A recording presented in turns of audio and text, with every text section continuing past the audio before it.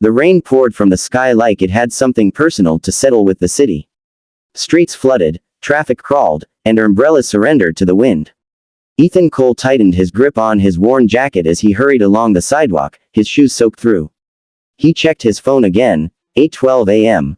His interview was at 9 o'clock sharp. This job mattered more than anything. As a single father, Ethan had learned how fragile stability was.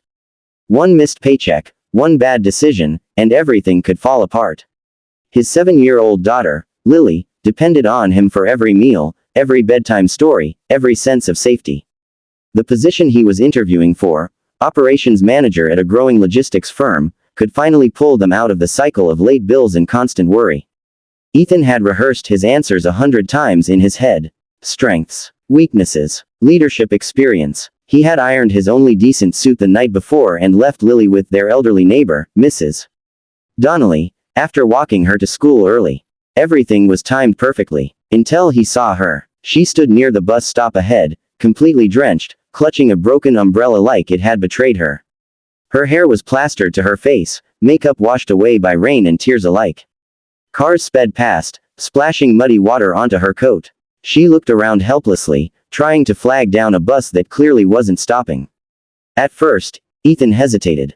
He looked at his watch. He was already cutting it close. Any delay could cost him this opportunity. He told himself someone else would help her. Someone always did, but as he took another step forward, the woman suddenly stumbled. Her knees buckled, and she dropped to the curb, soaking even deeper into the puddle beneath her. The umbrella slipped from her hands, carried away by the rushing water. Ethan stopped. Memories surged uninvited, his late wife collapsing from exhaustion years ago, before the illness took her. Lily crying in the hospital hallway. The feeling of being invisible when you needed help the most. He sighed, turned back, and jogged toward the woman. "Hey, are you okay?" he asked, kneeling beside her as rain drenched them both.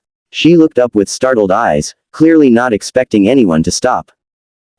I'm fine, she said quickly, trying to stand and failing again. "I just need a moment." "You don't look fine," Ethan said gently.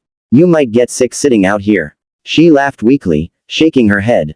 "That's the least of my problems today." Ethan offered his hand. After a moment's hesitation, she took it. Her grip was cold, ice cold. He helped her up and noticed she was shivering badly. "Do you have somewhere to go?" he asked. She hesitated. "I was supposed to be somewhere important. I can't be late." The irony in her voice didn't escape him. "Same here," Ethan admitted, glancing at his watch again. "But you look like you might pass out. There's a cafe around the corner, at least get warm." She looked torn, eyes darting toward the road, then back at him. Finally, she nodded. The cafe was small and nearly empty, warm air fogging the windows. Ethan ordered 2 hot coffees before she could protest, then guided her to a seat. "Thank you," she said softly, wrapping her hands around the cup like it was a lifeline. "I didn't think anyone would stop." Ethan shrugged. "I have a daughter. I'd hope someone would help her if she needed it." Her expression changed at that, something between admiration and sadness. "You're a good man." He let out a humorless laugh. "Today, maybe a stupid one. I'm about to miss the most important interview of my life." She froze. "Then why did you stop?" Ethan stared into his coffee. "Because sometimes doing the right thing costs you something. Doesn't mean you shouldn't do it." They sat in silence for a moment as the rain hammered the windows. "My name is Elena," she said finally. "Ethan." She straightened a little. "Ethan, thank you, truly." He checked the time again. 8:42 a.m. "I need to go," he said, standing. His suit was ruined, his hair a mess, and hope slipping away by the second. "I hope you'll be okay." Elena stood too. "Wait." She reached into her soaked bag and pulled out a small card. "If you lose the interview, call this number." Ethan frowned. "Why?" She smiled faintly. "Just trust me." Before he could ask anything else, she turned and headed for the door. Ethan stared at the card for a moment, then slipped it into his pocket and stepped back into the rain, unaware that the woman he had helped was about to change his life forever. When Ethan finally reached the office building for his interview, he was 20 minutes late and looked like he'd just survived a storm, because he had. His suit clung uncomfortably to his skin, damp and wrinkled. The security guard gave him a doubtful glance but still waved him through. At the reception desk, the young woman offered a polite but apologetic smile. "I'm sorry, sir. The interviews started promptly at 9. The hiring panel has already moved on. Ethan felt something sink deep in his chest. I understand, he said quietly. Thank you for your time. He left the building without arguing. He didn't blame anyone, not the company, not the rain, and not even himself. He had made his choice, and now he had to live with it. On the bus ride home, he replayed everything in his mind. Lily's face came to him, her bright smile, her unshakable belief that Daddy could fix anything. He wondered how he would explain this loss to her that evening without crushing her hope. That afternoon, after picking Lily up from school and making a simple dinner, Ethan finally pulled the card from his pocket. It was plain, white, with nothing but a name and a number. Elena Ross. He hesitated, then dialed. The phone rang once, then twice. Ethan, a familiar voice said.